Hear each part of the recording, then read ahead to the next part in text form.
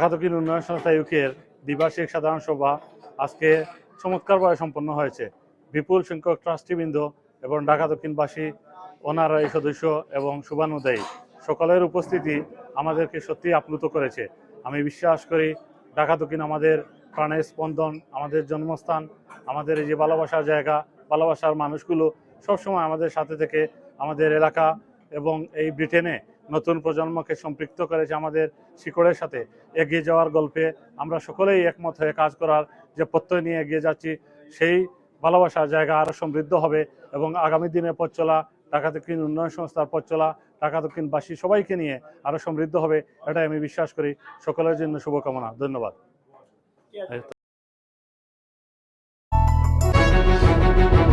Times TV মননী Bangla ভাষা সংস্কৃতি।